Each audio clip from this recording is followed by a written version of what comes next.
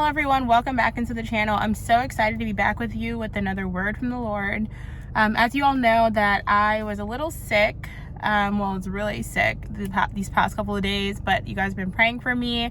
My voice still isn't all the way there, but I wanted to share a word with you all because these past couple of days, there's been like a heaviness in the spirit that I've been sensing, and it's been specifically in the lives of those who pray to God on a consistent basis, or those who seek God on a consistent basis. There have been a lot of you, myself included, who have been trying to seek the Lord like you normally do, go into the secret place, and the enemy has been using a spirit, and most likely it is the spirit of Python, to attack you in the area of your relationship with God, to attack you in the area of prayer, so that you don't even, I haven't personally experienced this exact thing specifically. It's just that, I've been sick, so I haven't been able to actually get up and get into the presence of the Lord like I want to.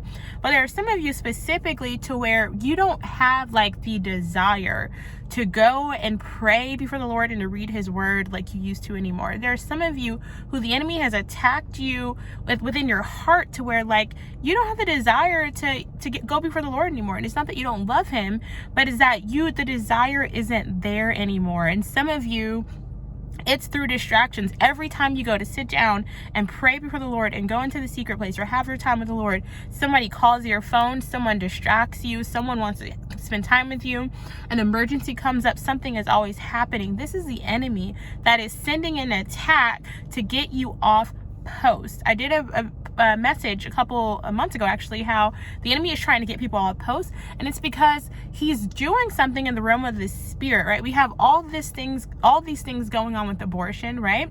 And I don't care what anyone says, this isn't supposed to be a video about abortion. God does not want us to take another life. That's another life. But I may do another message on that. The Lord has led me to, but this isn't going to be on that. But the point is that the enemy is very busy in this season, and I want to remind you of something. Those of you, specifically those of you who are getting attacked in the area of your relationship with God and your prayer life, I want to remind you of something. The enemy is Satan is not even on God's level whatsoever. Jesus holds the key to death and the grave. He holds the key to the home, right? Satan has no heaven or hell he can put you in. Even when in scripture, God will send one of his angels to fight Satan, because he's not even on the same level to go to battle with God. And number one, the battle is already won. And he understands this. Satan understands this, which is why he wants to pull the wool over your eyes and deceive you into thinking that you have to win a battle. The battle is already won. All you have to do is just stand in your faith that God has already called it, right? This is what the Hebrew Israelites had to do. All they had to do was just stand in their faith, go out into the battlefield, and have faith that God has already won the war for them. Satan is not even on the same level as you. He's below you. There's no redemption for him, and he understands this, which is why he wants to pull you down to the point where you're the one who forfeits your salvation. You're the one who says, Lord, I don't want you. I don't want your will. You have more power than the enemy does, and he understands this. But it's all trickery to deceive you into thinking that he has more power. But I wanted to remind you that you have more power than the enemy, right? He doesn't even compare to the level of God, which is why Jesus will not fight Satan. The war is already won. He'll send an angel to do it, but Jesus won't do it because the war is already done. I believe it's in the book. I believe it's Daniel who had, I believe it was Daniel who had to fast, yes, for 21 days because his prayer had got stuck up in the realm of the spirit by the Prince of Persia. But did Jesus come down from sitting at the right hand of the Father to fight with the Prince of Persia, which is a principality, by the way? No, he sent the Archangel Michael, I believe it was, to fight against the Prince of Persia. Because Satan and his minions, they're not even on the level of God. No. So when you feel this attack, this heaviness, because he is busy, yes, he is, understand that God will fight your battles for you. All you have to do is stand in your faith that the battle is already won.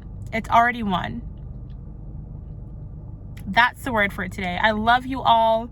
As always, make sure that you're subscribed to this channel and you hit the notification bell, because, like, by the way, it's not about the numbers. I don't share, like, I've gotten lots of comments of people saying, why don't you share your subscriber count? Because I don't care. I don't care how many numbers it is, like how high it is, how many people is following me. It's not about me. I don't care about that. The numbers don't faze me. I don't care about that. It's about you being able to see and hear the messages of the Lord that I upload on a consistent basis.